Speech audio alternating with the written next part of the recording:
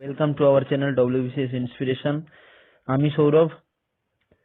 আজকে আমি ইন্ডিয়ার পলিটি যে সিরিজটা শুরু করেছিলাম তার 17 নম্বর ক্লাস নিয়ে হাজির হয়েছি আলোচনা করার জন্য, যেটা অবশ্যই সেন্টার স্টেট রিলেশনের ব্যাপারে রয়েছে, যেখানে আমরা আলোচনা করব লেজিসলেটিভ রিলেশন, অ্যাডমিনিস্ট্রেটিভ রিলেশন এবং ফিনান্সিয়াল রিলেশনের ব্যাপারে। আশা করি তোমাদের ভালো লাগবে। যারা এখনো পর্যন্ত আমার চ্যানেলটাকে সাবস্ক্রাইব করোনি তারা রেগুলার আপডেট পাওয়ার জন্য অবশ্যই চ্যানেলটাকে সাবস্ক্রাইব করে দিও। ঠিক আছে, তার আগে আজ দুটো এমসিকিউ আলোচনা করে নেওয়া যাক। তিনটে স্টেটমেন্ট দেওয়া রয়েছে এখানে। ফার্স্ট স্টেটমেন্টটা বলা রয়েছে, the Constitution of India empowers the Parliament to enact a law to provide for matters relating to citizenship. কনস্টিটিউশনে বলা রয়েছে যে পার্লামেন্টের কাছেই ক্ষমতা আছে সিটিজেনশিপ এর বিষয়ে কোনো ল কে এনাক্ট করার জন্য। দ্বিতীয়ত যে রয়েছে, in India only a citizen by birth is eligible for the office of president. কেবলমাত্র জন্মগত যে সিটিজেন রয়েছে ইন্ডিয়াতে সেই কেবলমাত্র প্রেসিডেন্ট হতে পারবে ইন্ডিয়াতে, এটা বলা রয়েছে। 3 নম্বর স্টেটমেন্টে বলা রয়েছে, the Constitution confers the cultural and educational rights only to the citizen of India and denying the same to the aliens. বহিরাগতদের ক্ষেত্রে কালচারাল আর এডুকেশনাল রাইটস নয়। এখানে বলা রয়েছে কোন কোন স্টেটমেন্ট গুলো কারেক্ট। অবশ্যই প্রথম যে স্টেটমেন্টটা কারেক্ট, কিন্তু দ্বিতীয় স্টেটমেন্টটা রং।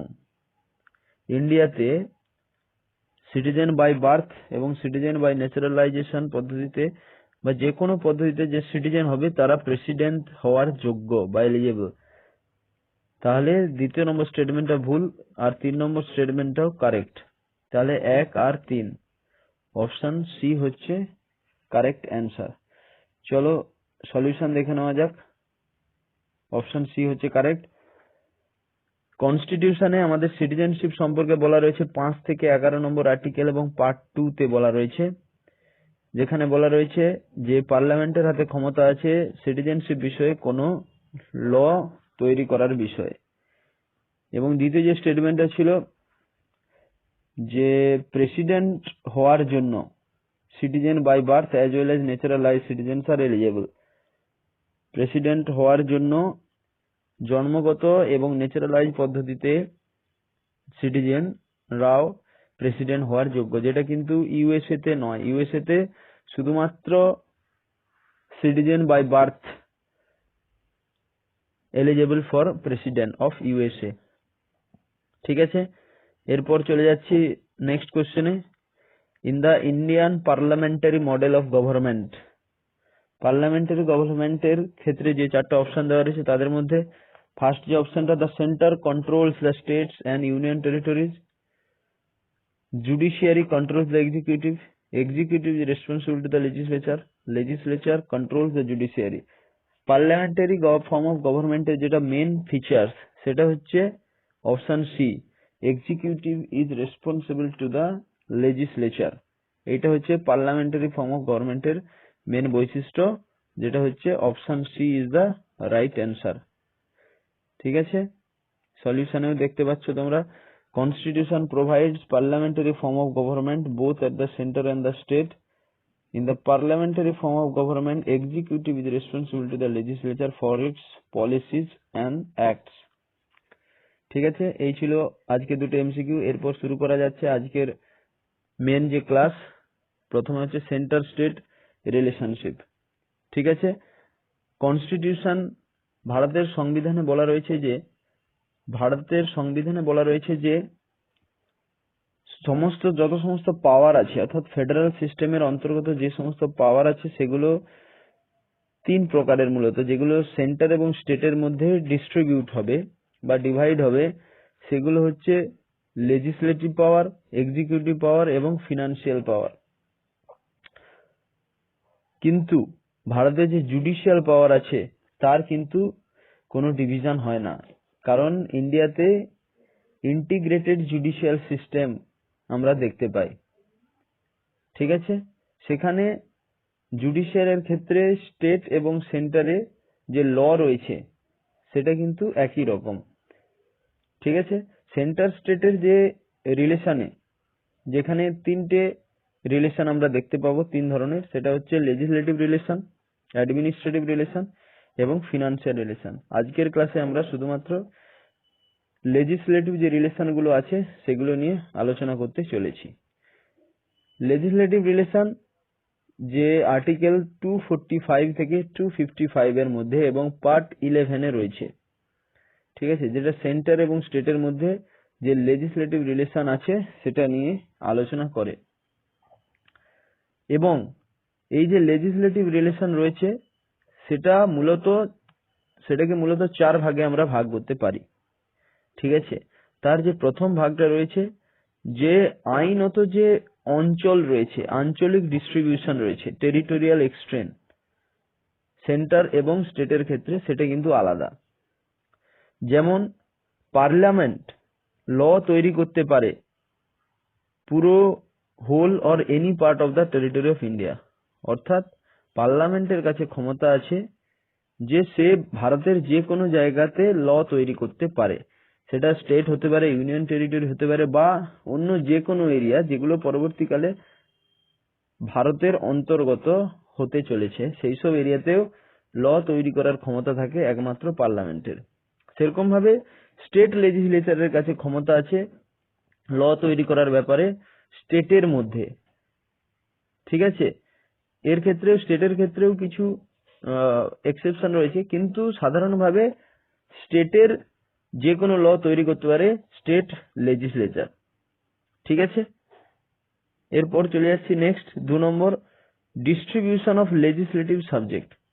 যে বিভিন্ন রকমের লেজিসলেচারের সাবজেক্ট গুলো রয়েছে সেগুলোর মধ্যে কোনটা স্টেটের আন্ডারে আছে, কোনটা সেন্টারের আন্ডারে এবং কোনটা কনকারেন্ট অর্থাৎ বোথ, সেগুলো দেখে নেওয়া যাক। বলছে কনস্টিটিউশনে বলা রয়েছে 3 ধরনের সাবজেক্টের কথা বলা রয়েছে, একটা হচ্ছে ইউনিয়ন লিস্ট, স্টেট লিস্ট এবং কনকারেন্ট লিস্ট।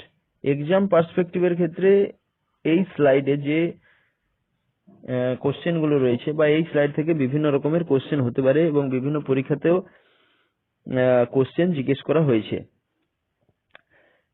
প্রথমে আমরা চলে যাচ্ছি যেটা আমাদের সংবিধানের 7 শিডিউলে রয়েছে, ঠিক আছে। এরপরে প্রথম হচ্ছে ইউনিয়ন লিস্ট। ইউনিয়ন লিস্ট পার্লামেন্টের কাছে এক্সক্লুসিভ পাওয়ার আছে, যেটা ল তৈরি করতে পারে। ইউনিয়ন লিস্টে যেসব সাবজেক্ট গুলো রয়েছে সেগুলোর ব্যাপারে ল তৈরি করতে পারে পার্লামেন্ট, ঠিক আছে। বর্তমানে এই ইউনিয়ন লিস্টে 98টা সাবজেক্ট রয়েছে, যেটা অরিজিনালি ছিল 97টা, এবং এই সাবজেক্ট গুলোর মধ্যে বিভিন্ন রকম, যেমন রয়েছে ডিফেন্স রয়েছে, ব্যাংকিং রয়েছে, ফরেন অ্যাফেয়ার্স, কারেন্সি, ইন্স্যুরেন্স রয়েছে, কমিউনিকেশন রয়েছে, ইন্টারস্টেট ট্রেড এন্ড কমার্স রয়েছে, সেন্সাস রয়েছে, অডিট রয়েছে ইত্যাদি। এই টপিকগুলো অবশ্যই, এই সাবজেক্টগুলো অবশ্যই মনে রাখতে হবে যে ইউনিয়ন লিস্টে কি কি সাবজেক্ট রয়েছে। সেরকম ভাবে স্টেট লিস্টে বর্তমানে 59টা সাবজেক্ট রয়েছে, 59, অরিজিনাল ছিল 66। এই 59টা সাবজেক্টের মধ্যে যেমন public order, police, public health and sanitation, agriculture, gambling, theatre, market, fisheries, local government ইত্যাদি সাবজেক্ট গুলো রয়েছে স্টেট লিস্টের মধ্যে, ঠিক আছে। এরপর চলে যাচ্ছি কনকারেন্ট লিস্ট, অর্থাৎ যেখানে বোথ সেন্টার এবং স্টেট মিলিতভাবে ডিসাইড গুলো নেয়, যদিও যে রেসিডুয়ারি পাওয়ারটা রয়েছে অর্থাৎ মূল যে ক্ষমতাটা সেটা অবশ্যই সেন্টারের হাতে রয়েছে।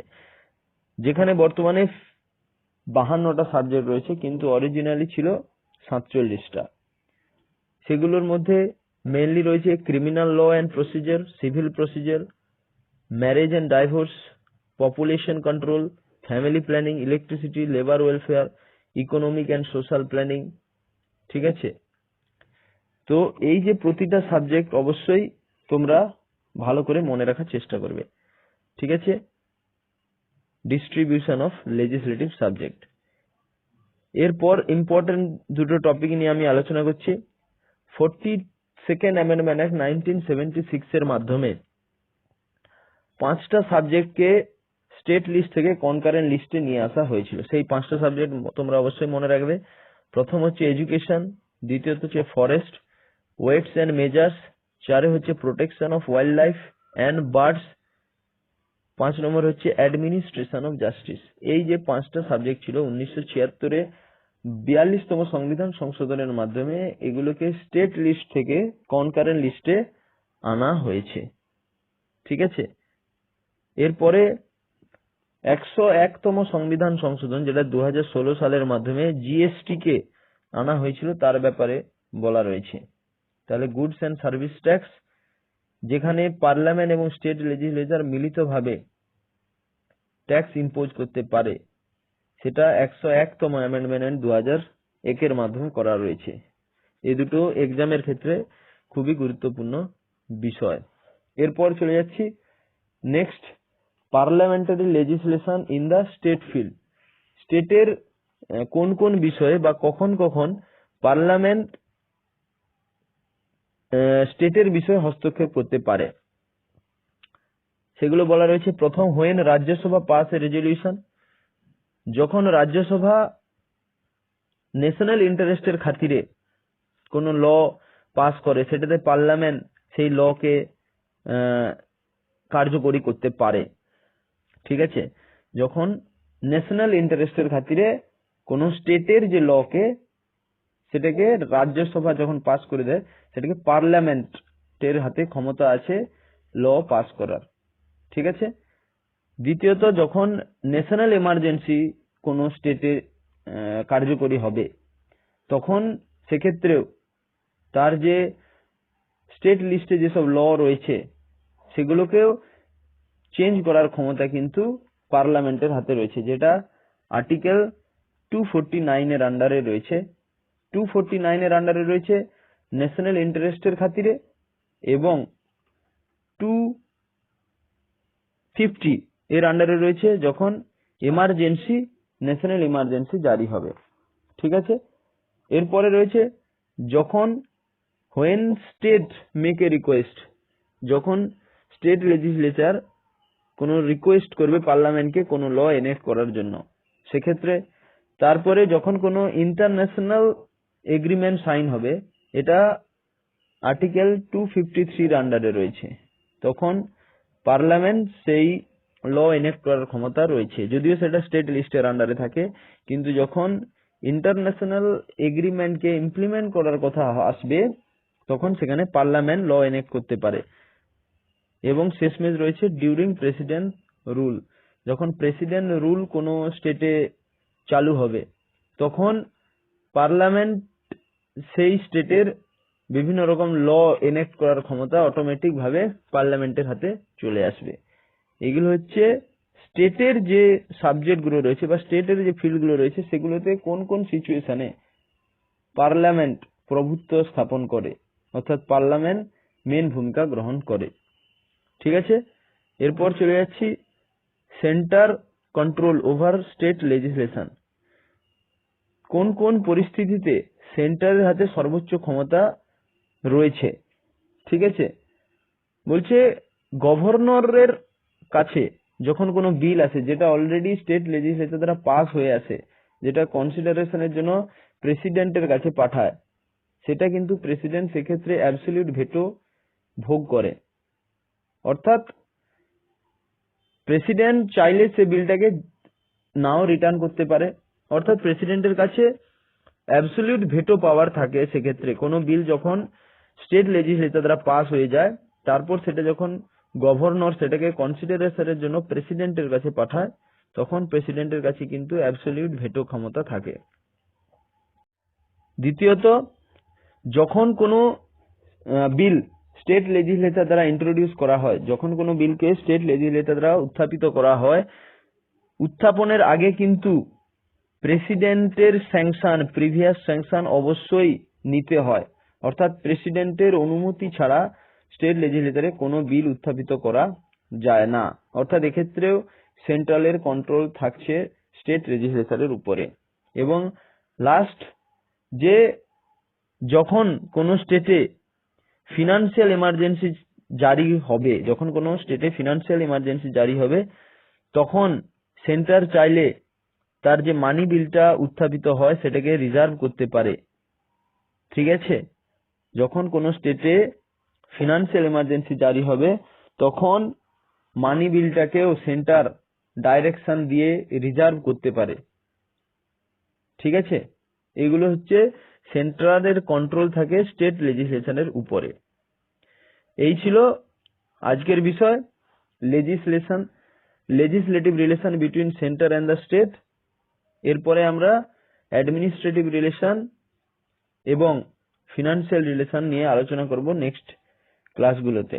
আশা করি তোমাদের ভালো লাগলো। আবারও বলছি, যদি ভালো লেগে থাকে তাহলে অবশ্যই চ্যানেলটাকে সাবস্ক্রাইব করে দিও। ঠিক আছে, থ্যাংক ইউ।